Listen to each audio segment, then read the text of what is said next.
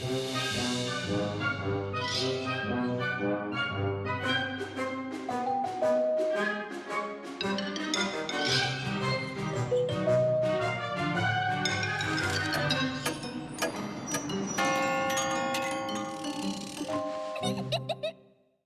वो देखिए, देखा बिजली कितनी तेज चमक रही है और बादल कितना शोर मचा रहे हैं। अब तो आपको और भी डर लगने वाला है। ये कहानी है उस वक्त की जब बारिश का मौसम शुरू होने ही वाला था। चलो थोड़ा और पहले से शुरू करती हूँ। बसंत का मौसम चल रहा था, रात बस होने ही वाली थी और वानिया पार्क की एक बेंच पर बैठा था। वो एक ठंडा एप्रिकॉट सोडा पीते हुए अपने आप में कुछ बड़बड़ा रहा था। कितनी गर्मी हो रही है, काश कि बस थोड़ी सी बारिश हो जाती। मैं दे सकता हूँ कुछ भी, बस ये मौसम थोड़ा सा ठंडा हो जाए। मैं दे दूंगा अपना स्मार्टफोन और मेरा गेम पैड, और तो और मैं अपना पूरा कंप्यूटर भी दे दूंगा।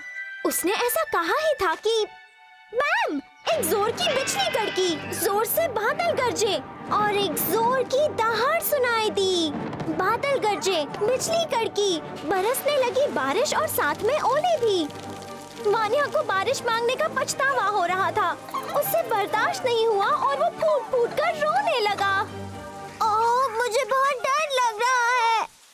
वानिया को तूफानों से बहुत डर लगता था, इसलिए जब बिजली कड़की तो उसे डर के मारे रोना आ गया। वानिया ने अपनी आंखें कसकर बंद की, पर फिर भी उसे दिख रही थी बिजली। फिर उसने अपने कान बंद किए, पर बादलों की गड़गड़ाहट कम नहीं हुई और फिर बिजली की आवाज से भी ज्यादा खतरनाक उसे एक भयानक आवाज सुनाई दी ऊपर से। क्या तुम्हें अभी डर लग रहा है? पर बात और भी बिगड़ सकती है। मैं हूँ कहानी का राजा कोशी और मुझे बच्चों को डराना बहुत ही अच्छा लगता है। और इतना जान लो, मेरे हुक्म पर चलते हैं गरजते हुए बादल, कड़कती हुई बिजली और सभी बारिश के बादल भी। वानिया ने कोशी की ओर देखा, पर उसे कुछ समझ नहीं आ रहा था। वो बस इतना जानता था कि कोशी मजाक नहीं कर रहा और ये बात और भी डरावनी थी। बारिश झरने की तरह गिर रही है ना? तुम ही चाहते थे ना कि ठंडक हो जाए। माना कि बिजली कड़क रही है, पर हवा में ताजगी आ गई है ना? अब अपना वादा पूरा करो। चलो अब मेरे हवाले कर दो अपना कंप्यूटर, अपना स्मार्टफोन और अपना गेम पैड, वरना मैं बिजली और तूफान को इससे भी बदतर बना दूंगा। अब ये फैसला सिर्फ तुम्हारे हाथों में है। वानिया डर के मारे कांप रहा था, जैसे कि एक रैबिट की पूंछ। ओह, मुझे दे देने होंगे अपने सारे इलेक्ट्रॉनिक गैजेट्स। मुझसे मेरा फेवरेट गेम छिन जाएगा, वो भी इसलिए क्योंकि मैं तूफान से डरता हूँ। फिर न जाने कहां से ये कौन आया। ओह, बुद्धिमान वेसिलिसा। उसने देखा कोशी, कड़कते बिजली और बरसते हुए बादलों को।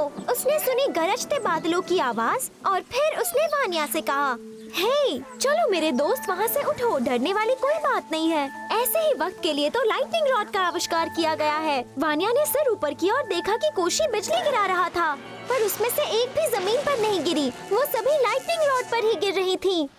वेसिलिसा ने वानिया को अपने सामने खड़ा किया और कहा, याद रखना, ये नियम समझने में बड़े ही आसान है। बिजली होती है इलेक्ट्रिसिटी और इलेक्ट्रिसिटी पर लागू होते हैं फिजिक्स के कानून। पहला कानून, तूफान के वक्त कभी भी अपना मोबाइल फोन रास्ते पर खड़े होकर इस्तेमाल ना करें। दूसरा कानून, ये नियम लगभग सभी जानते हैं, तूफान में किसी तालाब के पास होना बहुत खतरनाक हो सकता है। और तीसरा कानून, तूफान में कभी खुले में ना चलें, खासकर एक छाता लेकर, क्योंकि छाते का रॉड और फ्रेम मेटल के होते हैं और मेटल होता है इलेक्ट्रिसिटी का गुड कंडक्टर। बिजली ज्यादातर ऊंची जगहों पर गिरती है, इसीलिए ध्यान रहे कभी भी खुले मैदान में अकेले खड़े पेड़ के नीचे ना छिपें। वैसे पेड़ के नीचे बिजली आप पर नहीं गिरेगी, पर तेज हवा से वो पेड़ सीधा आप पर गिर सकता है। धड़ाम, पेड़ गिरा। होशियार लोगों को पता होता है बिजली कहाँ गिरती है, इसलिए उससे बचने के लिए बस इन चीजों और जगहों से दूर रहो। वानिया का डर भाग गया था, उसे अच्छा लगने लगा और उसके चेहरे पर मुस्कान आ गई।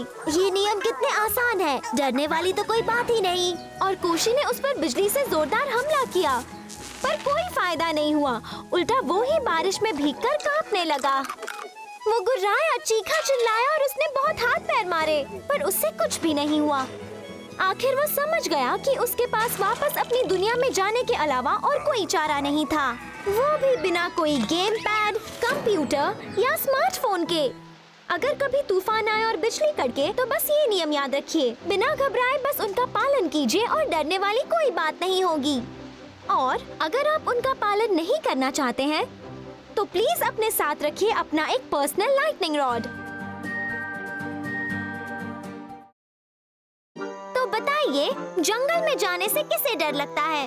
अब मैं सुनाऊंगी आपको कहानी एक जंगल की, जिसमें था एक दलदल, घाटियां और नाले। तो अब ध्यान से सुनिए। एक पुराना घर था, एक पुराने जंगल के पास, जहाँ रहता था सेनिया नाम का एक आदमी। उसके पास एक पालतू डॉगी थी जिसका नाम था प्रिंसेस। एक दिन वो टेबल पर रखा खाना खा गई और उसे डर लगा कि सेनिया उसे गुस्सा करेगा, इसलिए वो जंगल में भाग गई। किसी को तो उसे ढूंढने जाना था, पर सेनिया जंगल में जाने से बहुत डरता था, क्योंकि उसे वहाँ खो जाने से बहुत डर लगता था। पर उसे जाना ही था। उसने गहरी सांस ली, अपनी आंखें बंद कर ली और चल दिया।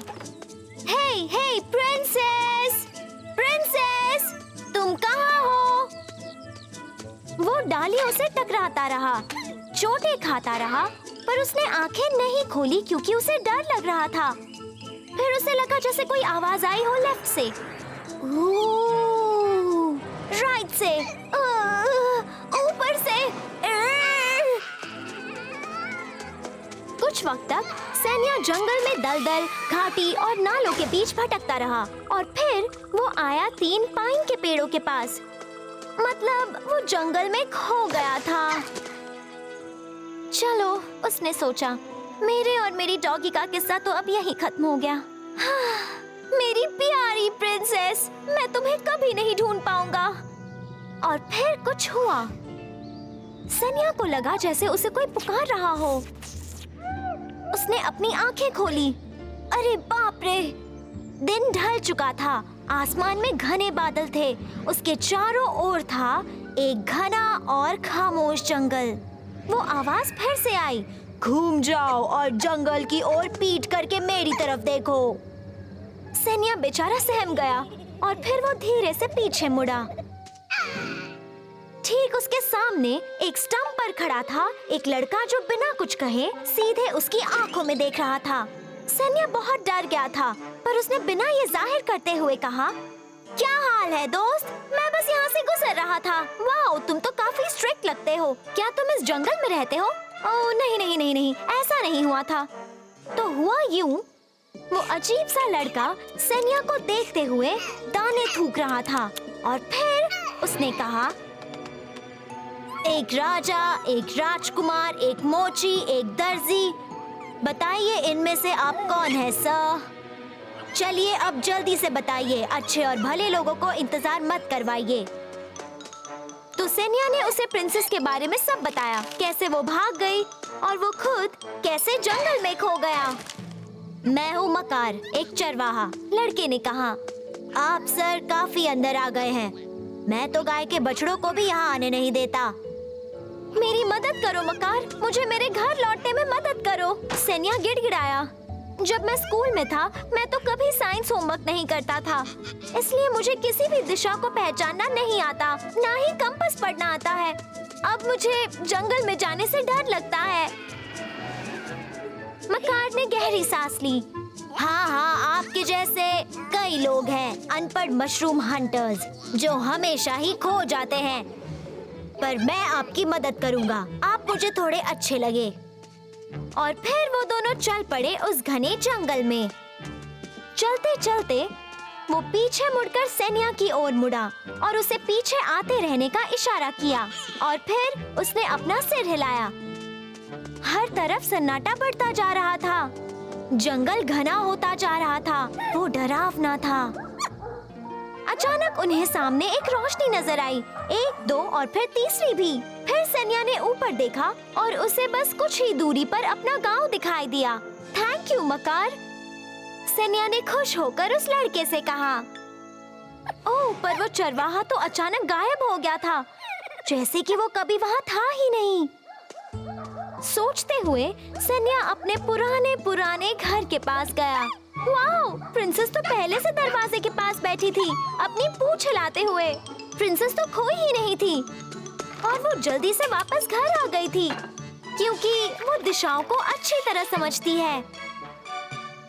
डॉग्स में ये खासियत होती है, पर बच्चों को जरूर सीखना चाहिए नेविगेशन। फिर जंगल में खोने का डर नहीं रहेगा।